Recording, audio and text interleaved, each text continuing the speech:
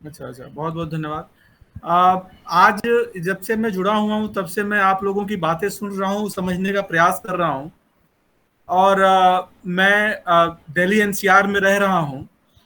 तो जैसे बहुत अधिक धूप हो और उसमें कहीं अचानक मौसम बदल जाए और बारिश का मौसम हो जाए या कहीं हवा चलने लग जाए, ऐसा अनुभव हो रहा है कि जैसे आप लोग जो कार्य कर रहे हैं वो उसी सुखद हवा के झोंके की तरह है।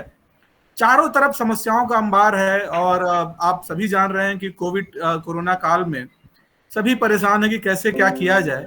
और मैं मतलब साधुवाद देना चाहता हूं आपकी कोर कमेटी को, आप सभी लोगों को, कि आप 56 सप्ताह से छत्तीसगढ़ के एक ऐसे स्थान पर इतना महान, इतना पुनीत कार्य कर रहे हैं, बच्चों को जोड़ रहे हैं, आपस में जुड़े हुए हैं। और सारे शिक्षक जुड़े हुए हैं। आप सबकी बातें मैंने सुनी। जो भी यहाँ पर शर्मा जी हैं, राजपूत जी, तिवारी जी, साहू जी या इकबाल जी, या आप सभी की बात मैं सुन रहा था। और विद्यार्थियों का मैंने गायन भी सुना विद्यार्थी का। तो ऐसा लगा कि आज देखिए रविवार है, संडे है, लोग कहते हैं रविवार है, और रविवार को अगर आप इतना समय, इतनी गहनता से आप इस पे जुड़े हुए हैं, इसके लिए सबसे पहले मैं आप सभी को साधुवाद ज्ञापित करता हूँ। एक कहीं मैंने पढ़ा था कि अगर अंडा जो है वो अपने आप अगर वो विकसित होता है, तो जब वो अंदर से फूटता है तो उससे चूजा निकलता है, जीवन निकलता है। लेकिन जब आप उसे बाहर से फोड़ते हैं तो वो मर जाता है। तो जो आंतरिक अभिप्रेरणा है, आंतरिक मोटिवेशन है, वो आप सभी में मुझे दिखाई पड़ रही है। बाहरी दबाव, सरकारी प्रेशर या जो एक्सटर्नल जो मोटिवेशन होता है उसकी जगह आपके अंदर की ऊर्जा इतनी अधिक है कि वो मेरे लिए भी प्रेरणा का कारण बन रही है। मैं दिल्ली एनसीआर में हूँ, यहाँ पर बहुत सारे संस्थाओं से जुड़ा हुआ हूँ। हमारी मैं शिक्षा से जुड़ा हुआ हूँ, और एनसीटी एनसीईआरटी से जुड़ा हुआ हूँ। इसके साथ साथ स्वयं प्रभा चैनल चलता है, मैं उस पर भी मेरे वीडियोज और लेक्चर्स हैं। लेकिन आप सभी वो लोग हैं जो ग्राउंड लेवल पर, जो जमीनी स्तर पर काम कर रहे हैं, बच्चों को जोड़ रहे हैं। और इससे मैं इतना मोटिवेट हुआ हूं कि मैं उसकी चर्चा क्या करूं। मैं बहुत सारी बातें जो मैं कहना चाह रहा था वो मैं देख रहा हूं कि आप खुद ही उसका अभ्यास कर रहे हैं। वो सारी चीजें आप इतने दिल से कर रहे हैं कि इसके लिए बस मैं एक ही चीज ये कह सकता हूं कि आप एक दुष्यंत कुमार जी की पंक्तियां हैं, और उन पंक्तियों में वो कहते हैं कि कौन कहता है आसमां में सुराख नहीं हो सकता, कौन कहता है आसमां में सुराख नहीं हो सकता, एक पत्थर तो तबीयत से उछालो यारो। यानी कोई भी कार्य की सफलता की कोई सीमा नहीं है, जिससे अधिक सफलता आप प्राप्त नहीं कर सकते, ऐसा कोई भी कार्य नहीं है।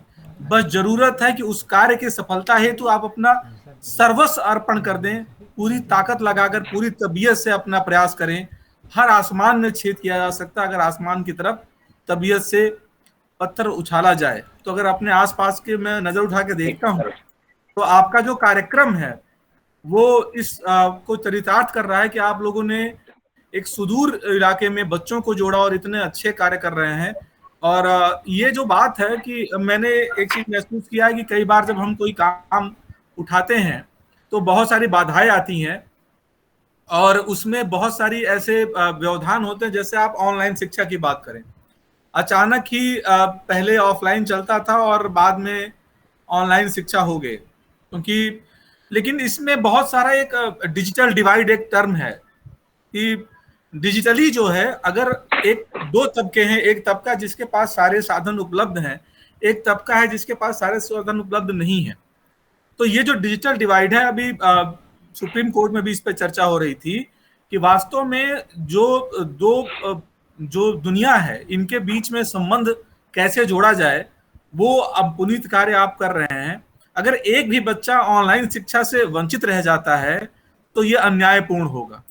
और ये इस न्याय की दिशा में आप काम कर रहे हैं कि इस कोरोना टाइम में जहां पर बच्चे अपने घरों में हैं, और आपने मोहल्ला जो कक्षाएं हैं उनके बारे में भी बताया, तो दोनों का समन्वय आपने किया है।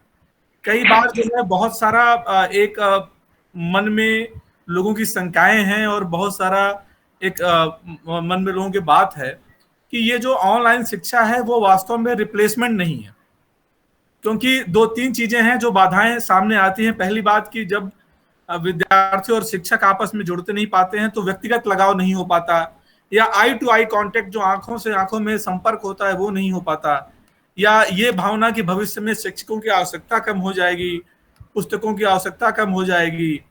ये सारी चीजें जो है वो बेमानी है। वास्तव में वो माध्यम जिसके माध्यम से हम जो प्रेरणा आपके अंदर है वो भावना महत्वपूर्ण है। बहुत पहले प्रधानमंत्री नरेंद्र मोदी जी ने मन की बात में एक बार एक शिक्षक का जिक्र किया था। राजस्थान के सुदूर गांव में इमरान खान एक शिक्षक है संस्कृत के, तो उनका जिक्र किया कि वो कंप्यूटर नहीं जानते, कुछ नहीं जानते, और मात्र यूट्यूब देख के उन्होंने बहुत सारे एजुकेशनल एप्लीकेशंस जो है वो बना दिए जो मोबाइल में काम आते हैं।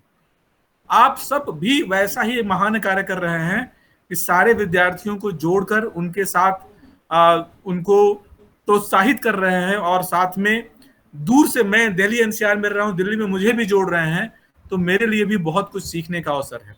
बहुत सारी नई नई चीजें हैं जिनको आप सीख सकते हैं, समझ सकते हैं। शर्मा जी ने अभी बताया फ्लिप क्लासरूम के बारे में, ऑगमेंटेड रियलिटी के बारे में। ये सारी चीजें एक समय बहुत दूर की बात हुआ करती थी, आज के समय में आप इसका अभ्यास कर पा रहे हैं। आप मेंटीमीटर और बहुत सारे ऐसे प्लेटफॉर्म्स का यूज कर रहे हैं जहां पर विद्यार्थी अपनी बात को रख पा रहा है।